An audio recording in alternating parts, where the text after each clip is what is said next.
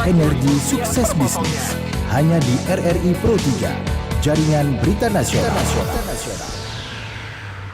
Pendengar, jumpa lagi dalam Energi Sukses Bisnis, dan kali ini tentunya saya sudah bersama Master Coach and Founder Smart Business Coaching Firm yang hadir di studio. Ada Coach Smart Getty Heruwinata, Coach Getty. Coach Getty, malam Coach. Selamat malam, Assalamualaikum warahmatullahi wabarakatuh, Bang Lukmantara. Waalaikumsalam. Coach, kita hadirkan kejutan untuk pendengar Pro 3 RRI dan juga pemirsa RRI Net di XBS kali ini. Apa nih Coach? Ya, jadi pengusaha, pebisnis ya, ini adalah yang ke-83 yang saya undang, dan malam ini kita undang dari saudara kita dari Sumatera, ya, jadi dari Bukit Tinggi, Sumatera Barat. Dan ini adalah pengusaha makanan kuliner ya, yang menjadi ciri khas makanan Minang juga ini, Bang Lukman.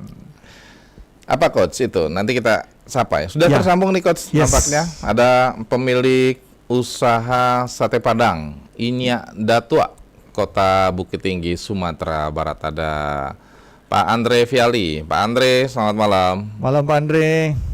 Ya, selamat malam Bang.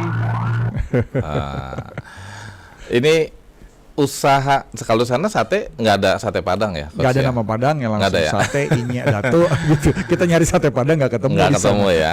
Usaha ini sejak kapan, Pak Andre?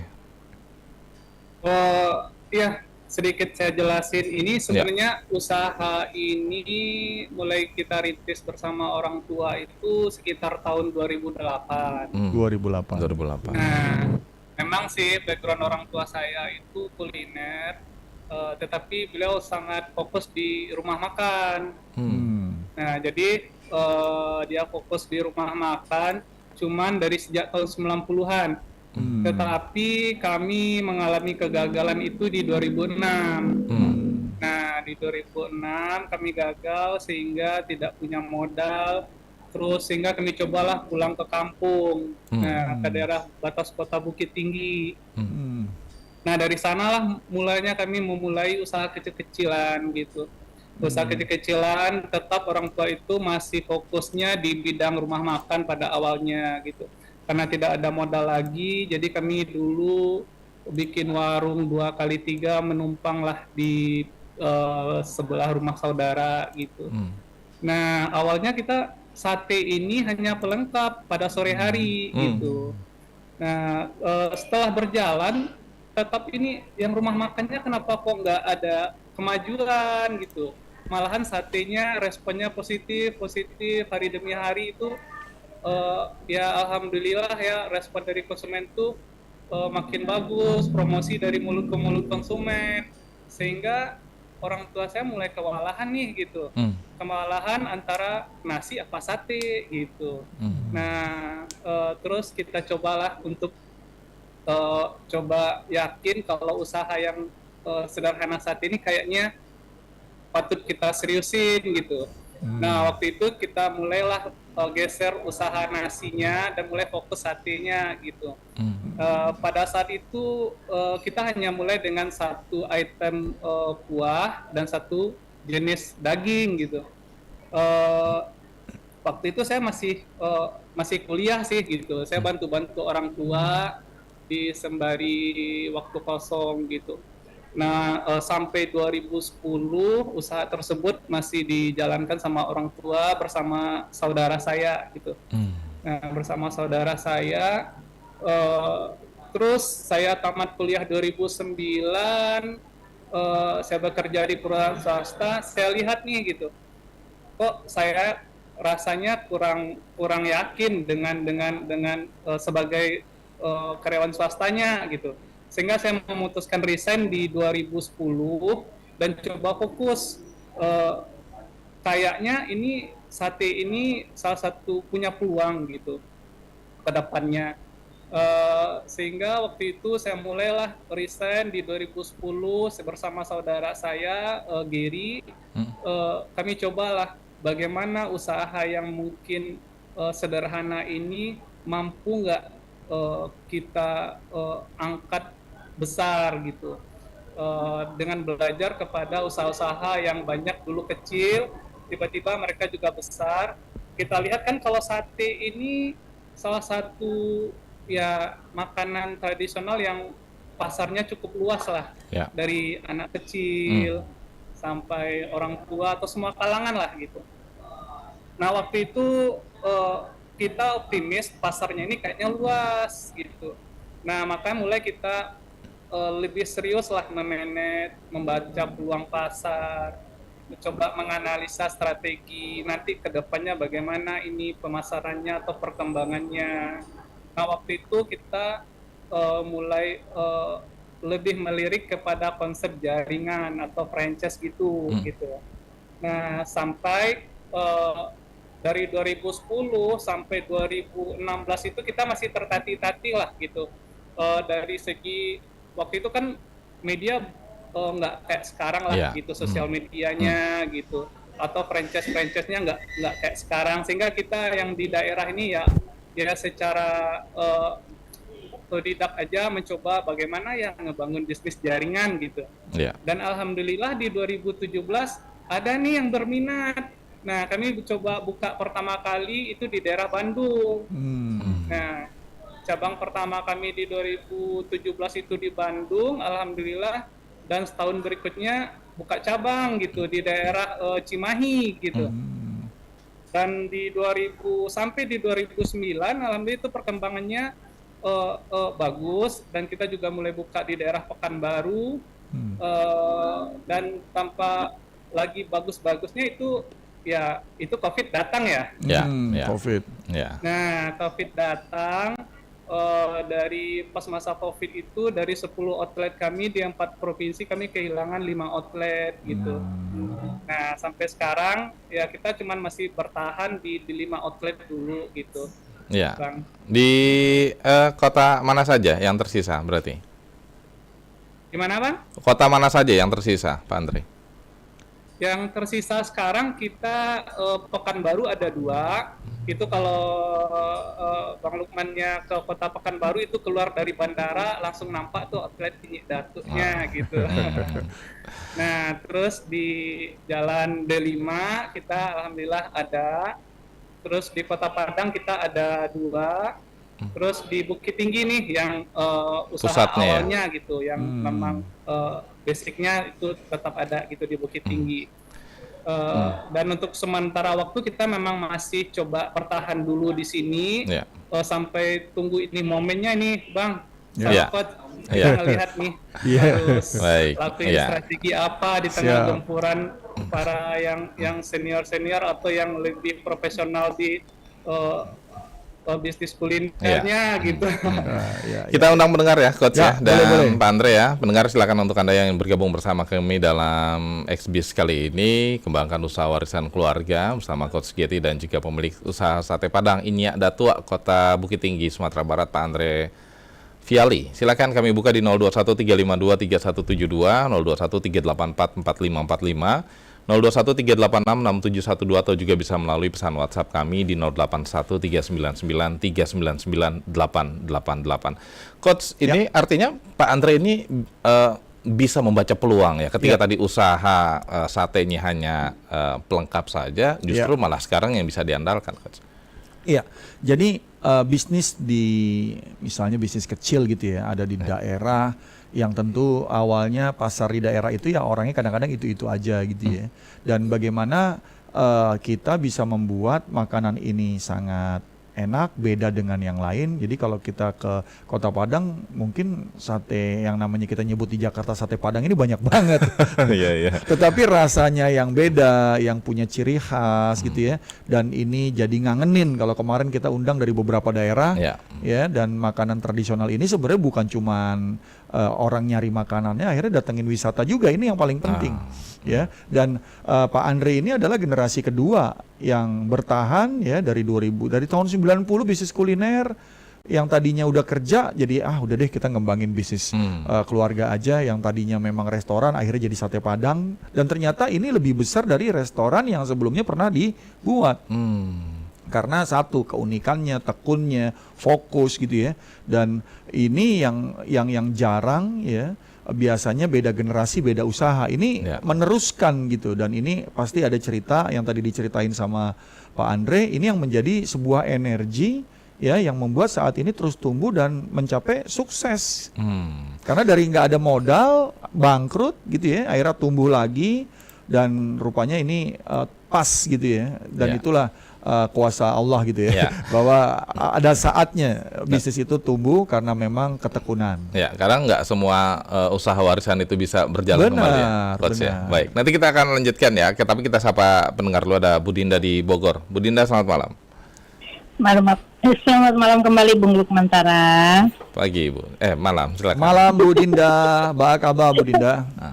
Alhamdulillah lagi elo, baka bakot sekali. Baik. Ini orang Minang nih yang kita undang malam ini nih. Jawaban aku malam ini ya Datu. Iya. Baka banyak.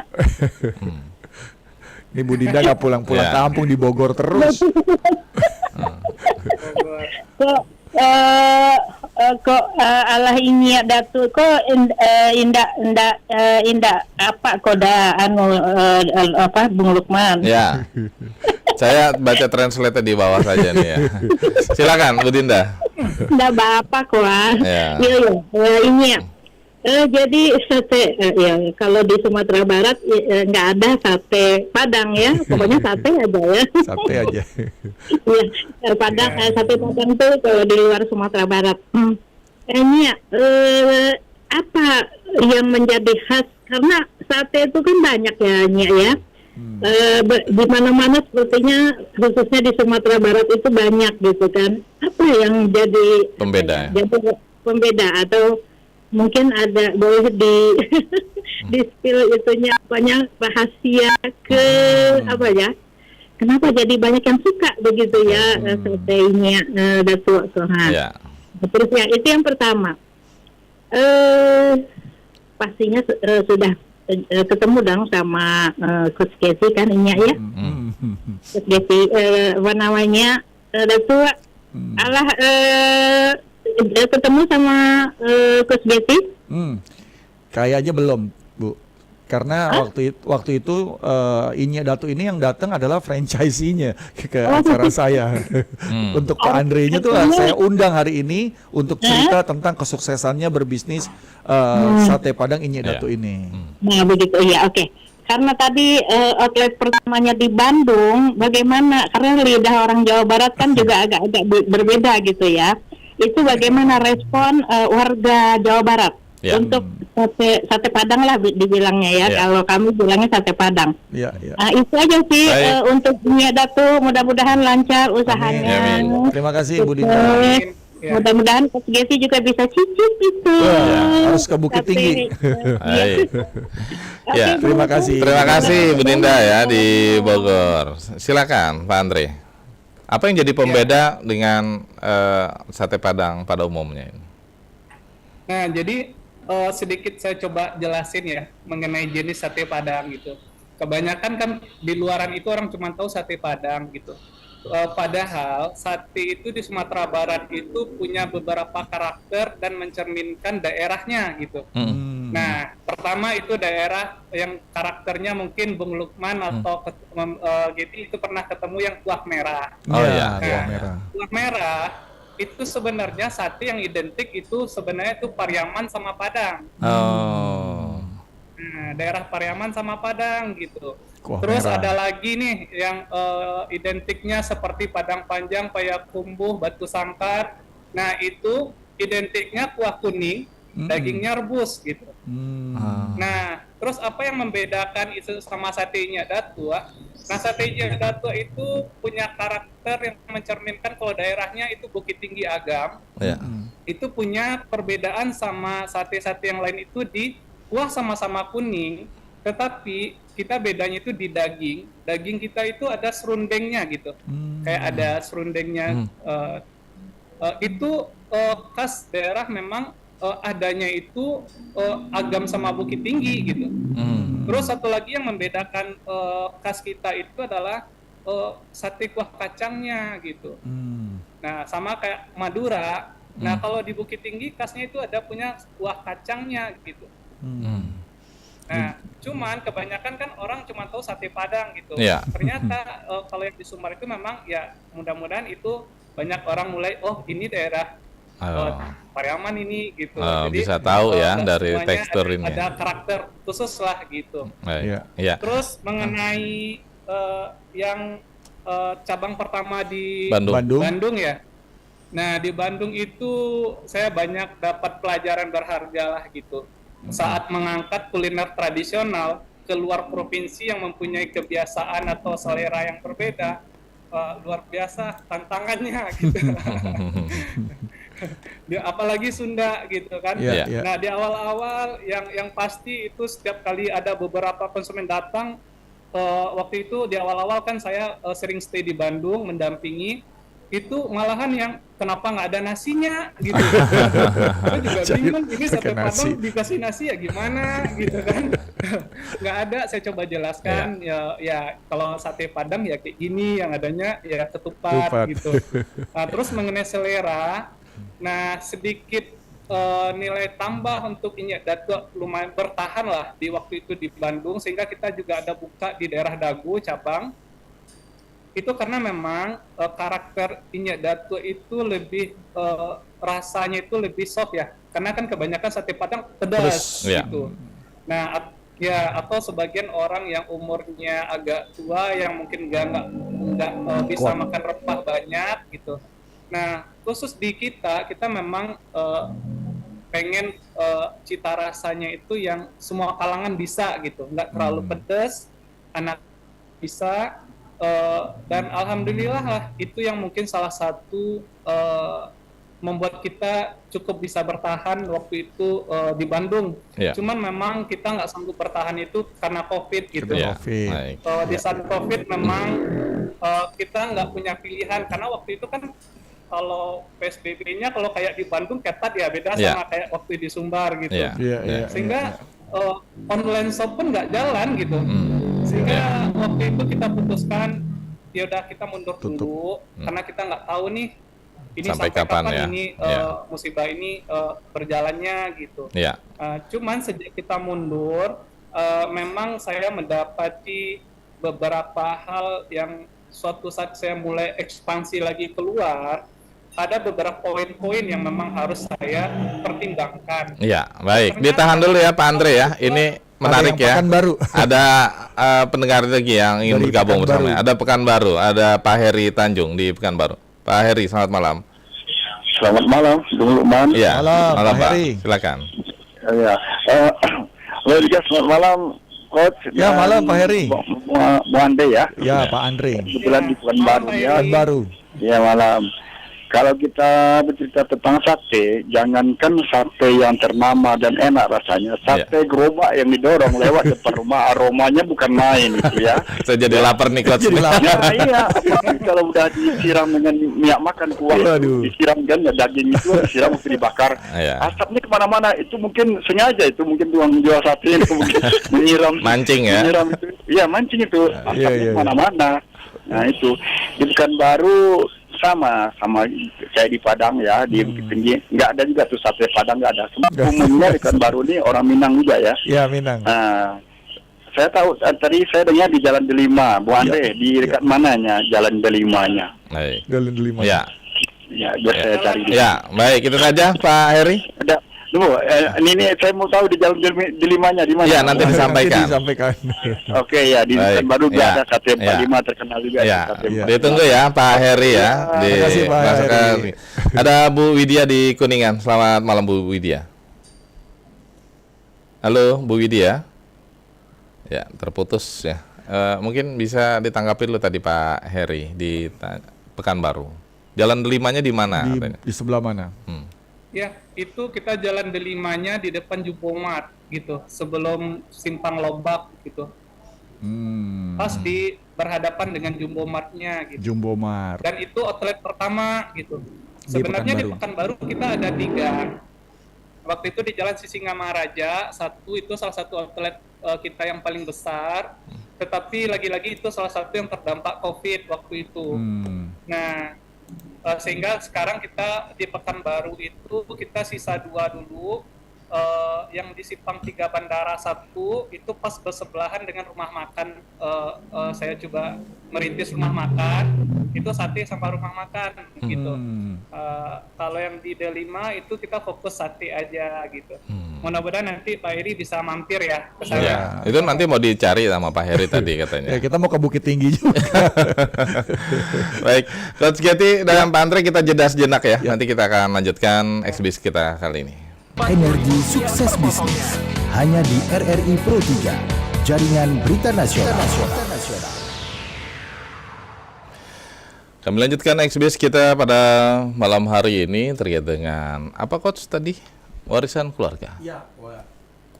Warisan keluarga. Nah, ini mungkin bisa menjadi topik berikutnya nih. Ya. Jadi nggak apa ya? Jarang bisnis keluarga itu bisa diturunkan kepada anak bahkan kepada generasi-generasi berikutnya. Karena memang satu mungkin secara resep ya atau secara hobi atau kesukaan tidak sama sehingga melakukan atau menjalankan bisnis yang berbeda sehingga bisnis utamanya akhirnya dijual atau ditutup. Nah, ini mungkin kita bisa tanya sama Pak Andre Viali nih apa tipsnya ya, rahasianya ya. Ini bisa sebenarnya akur gitu ya. Pak Andre gimana Pak Andre? Menjalani bisnis warisan ini? Ya, memang sih kalau kebanyakan gitu dari orang tua saya dulu juga selalu menasihati saya banyak usaha kuliner yang sukses di masanya nyampe di anaknya itu gagal gitu. Iya. Dulu saya masih ingat nasihat-nasihat orang tua. Sehingga orang tua saya pun udah wanti-wanti atau mengingatkan dari dulu agar kalau kamu ingin meneruskan usaha ini gitu, ada beberapa hal yang memang kamu harus terjun gitu. Nah, jadi memang dari dulu sejak saya sekolah, waktu itu kan belum ada sate nih, waktu itu masih kita di bidang rumah makan. Memang orang tua saya itu memberikan nasihat-nasihat untuk kesadaran kepada saya sendiri gitu. Kenapa? Karena pengalaman itu penting gitu. Dan memang belajar dari orang tua dari dulu saya dibawa dalam melakukan aktivitas beliau gitu. Saat kita berjualan, kita memasak atau saya juga di hari-hari libur sekolah saya dibawa sama orang tua belanja ke pasar gitu. Sehingga hal tersebut sudah tertanam di dalam jiwa saya bagaimana mental berdagang tersebut gitu. Karena banyak yang saya dapati sekarang ternyata berdagang itu nggak hanya sebatas teori gitu. Memang butuh waktu praktek yang sehingga kita memang menjiwai bagaimana berdagang yang sebenarnya gitu. Sehingga hal tersebut sekarang saya juga duplikasikan ke anak saya gitu kan. Terserah nanti dia apakah mau menjadi orang wira swasta atau mau menjadi apapun lah. Setidaknya jiwa wira swasta itu tetap mereka harus pegang. Nah, atau kan sebagian UMKM mereka karena UMKM dia kecil, kebanyakan orang tua itu malah mensupport anaknya ke bidang yang lain gitu. Tetapi tidak di orang tua saya gitu. Orang tua saya dahulu dia tetap syukuri apa yang basic kita yang ada katanya. Kalau mau kembangkan silakan tambah gitu. Tetapi jangan tinggalkan apa yang memang kita udah rintis dari jauh-jauh hari gitu. Karena setiap waktu yang kita jalani dalam berdagang, pengalaman-pengalaman yang kita dapati bersama keluarga itu sesuatu yang nggak ada nilainya gitu. Dan hal itu punlah yang membuat saya alhamdulillah mampu ke titik sekarang walaupun saya bukan orang ekonomi gitu. Tetapi saya banyak belajar itu dari kegagalan-kegagalan orang tua saya, nasihat-nasihat orang tua saya gitu. Dan itu juga saya mulai terapkan kepada anak-anak saya walaupun mereka masih di kelas 1 SD dan juga di TK gitu. Dan mereka anak-anak itu tetap saya bebaskan mereka punya cita-cita gitu. Tetapi mereka juga tetap harus lakuin hal yang nyata lah dulu. Nyatanya ya dia punya orang tua ya berdagang. Dia punya orang tua ya seorang yang kuliner gitu. Dan kenapa enggak di setiap generasi itu seharusnya selangkah lebih maju daripada orang tuanya gitu. Ya. Nah, kalau mungkin di orang tua saya dulu sempat gagal di tahap tertentu, dan alhamdulillah saya mulai melangkah sedikit di atas orang tua saya gitu. Nah, dan berikutnya juga ke generasi berikutnya saya juga tanamkan supaya dia juga bisa melebihi saya gitu. Nah, sejauh mana mereka mampu melebihi saya, mudah-mudahan itu rezeki mereka, tapi setidaknya semangatnya gitu. Dan memang dari sekarang itu saya udah ajarkan anak-anak itu, bahkan dia selalu bilang, nanti kalau saya udah besar saya gantiin Nabi ya, saya yang gini ya. Nah, dan alhamdulillah mereka juga menikmati, dan bahkan saat saya pulang atau saat saya menghitung uang, saya bawa anak-anak tersebut juga ikut, wah ini uang apa gitu. Sehingga mereka juga dari dini ya, gitu, Pak. sehingga mudah-mudahan mereka bisa meneruskan dan punya inovasi yang lebih daripada saya sekarang gitu. Coach, kalau bicara kembangkan usaha warisan keluarga ini kan tentunya tidak mudah ya Coach ya, membawa nama besar keluarga ayah ataupun pemilik sebelumnya, dari resep, dari apa biasanya kan mungkin bisa berpindah gitu ya, para konsumen. Memang orang bisa niru membuat makanan yang sama, tapi tidak persis. Ya mirip itu belum tentu persis. Ya mungkin bisnis utamanya yang memang dari keluarga, resep keluarga, walaupun tukang masak kita ngambil resepnya dia buat juga, itu tetap nggak sama, Bang Lukman.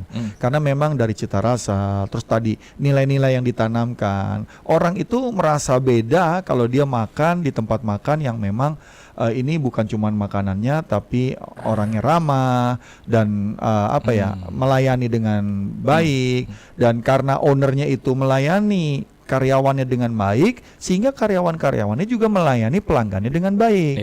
Dan ini udah nggak bisa dipungkiri bahwa bisnis yang terus tumbuh bertahun-tahun, bahkan sudah lebih dari 10 tahun, itu berarti ownernya memang sangat luar biasa dalam memanage bisnisnya. Dia punya jiwa entrepreneur yang luar biasa, yang bukan cuma dipelajari, tapi memang sudah mendarah daging, dan itu turun-temurun, dan dia bisa diteruskan. Jadi nggak usah khawatir kalau memang kita berbisnis dan kita mau melayani orang, kita mau untuk memberikan yang terbaik, sehingga orang itu merasa terlayani, dan tadi produk kita tuh dicari terus, bukan kita nyari pelanggan jadinya.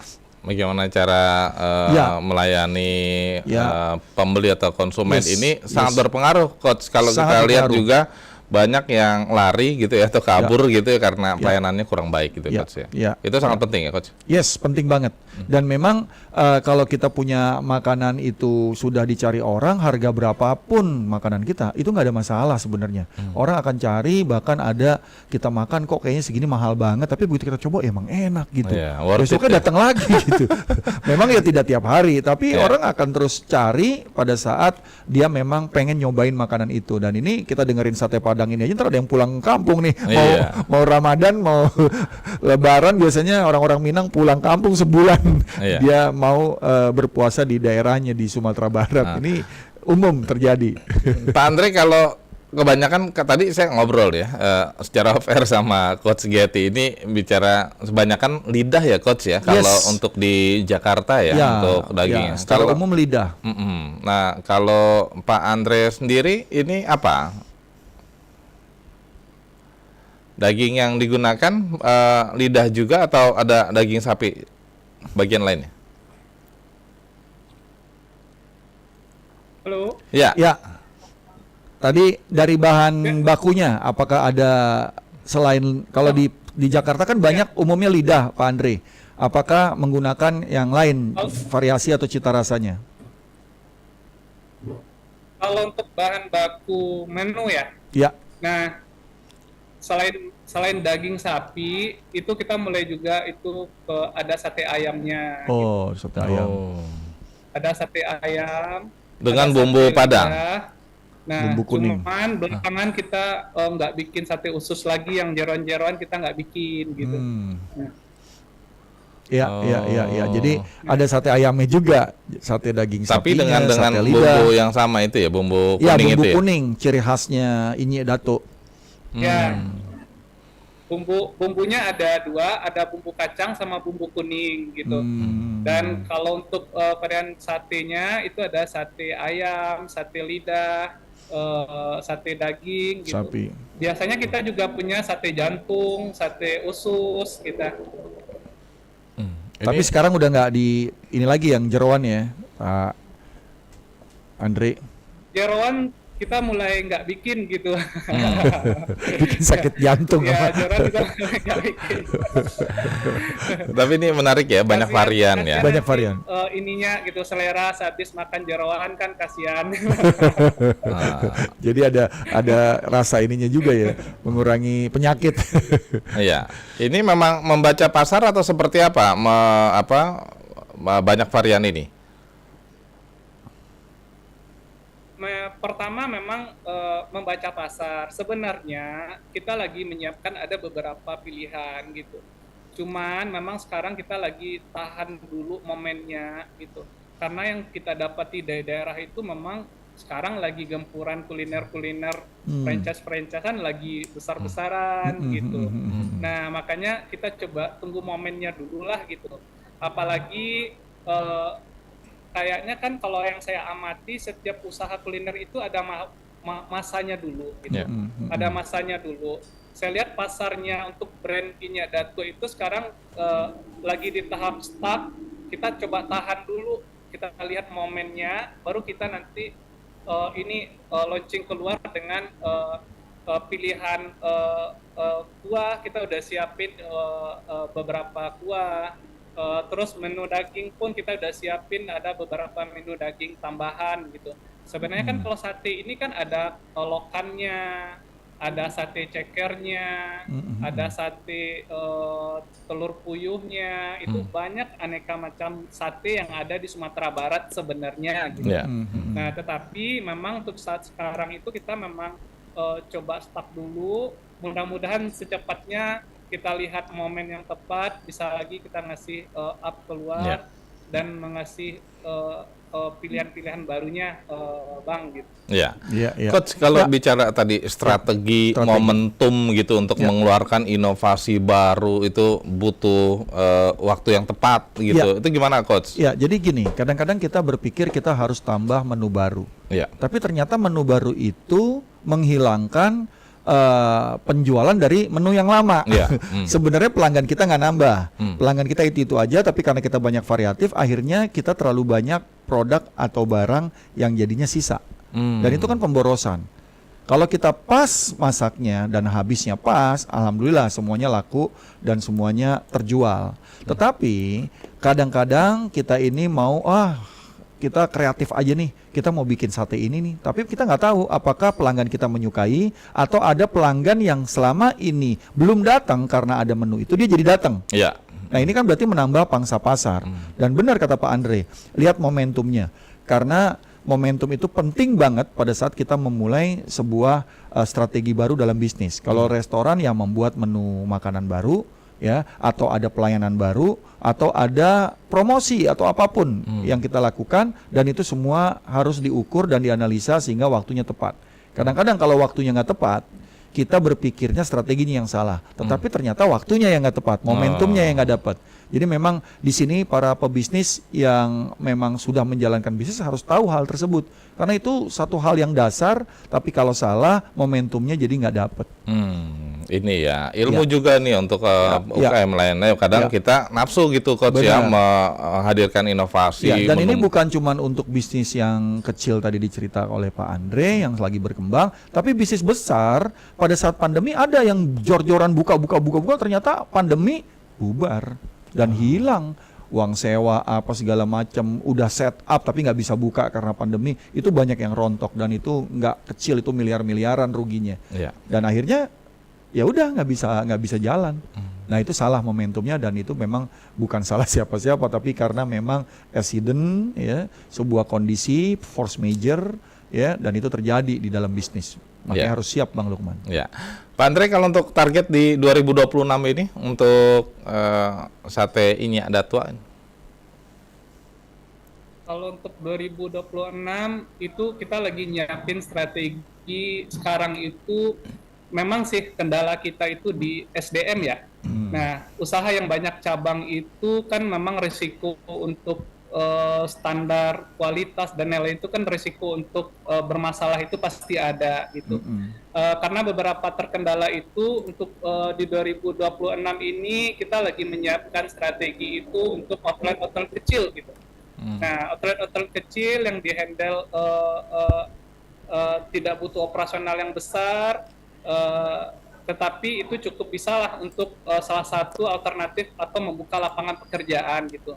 Sembari kita lihat dulu itu situasi memungkinkan nggak kita kembali up untuk di level yang agak lebih besar gitu. Karena memang kayaknya juga butuh belajar lebih kalau untuk bagaimana up yang lebih besar nih. Mudah-mudahan nanti Coach Getty bisa membimbing juga gitu. Siap. Mudah-mudahan Satenya Datunya bisa kembali ekspansi nih ke keluar Insya Allah. Provinsinya gitu. Insya Allah. Bisa juga naik kelasnya ya Coach ya. Yes, harus dong.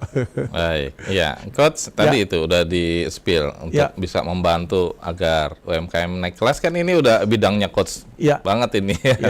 Jadi saya tuh berapa kali ke Bukit Tinggi. Jadi saya tahu sate Inyi Datu itu pada saat saya ke Bukit Tinggi ada salah satu peserta training bilang, Coach, yuk kita makan sate Padang gitu ya. Ya di sini nggak ada nama sate Padang tapi sate Inyi Datu gitu. Tapi saya nggak sempet karena saya harus balik. Saya bilang saya harus balik Jakarta karena saya harus jalan dari Bukit Tinggi ke Padang. Karena Bukit Tinggi Padang itu sekitar 1 jam sampai 1 jam setengah. Dan saat ini apakah jalannya udah kebuka nih Pak Andre? Gara-gara bencana longsor Pak Andre? Ya. Itu masih dibatasi Pak gitu. Aksesnya masih bisa itu malam gitu. Nah, siang karena itu masih pada kerja, jadi aksesnya cuma malam khusus untuk roda 4 ya. Iya, karena memang masih ada kendala di transport.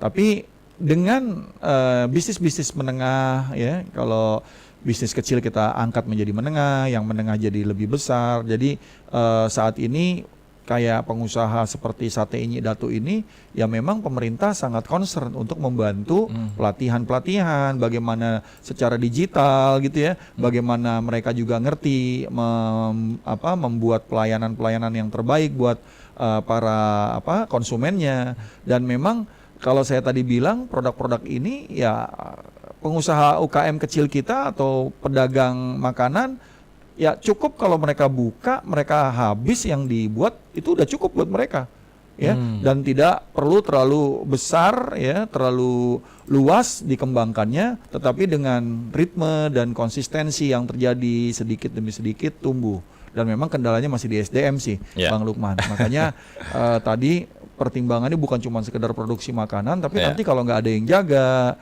atau orangnya itu nggak loyal untuk menjadi pegawai kita, ya agak susah juga nyari ininya ya, orang yang melayaninya. Baik, Coach Getty, terima kasih banyak. Pak Andre, terima kasih banyak ya. Sukses selalu untuk Sate Inyi Datunya ini. Mudah-mudahan sampai ke Jakarta ya, Coach ya. Terima kasih Pak Andre. Nih kita jadi pengen ke Padang, Bukit Tinggi. Selamat malam Pak Andre dan Coach Getty. Malam. Energi sukses bisnis hanya di RRI Pro 3, jaringan berita nasional.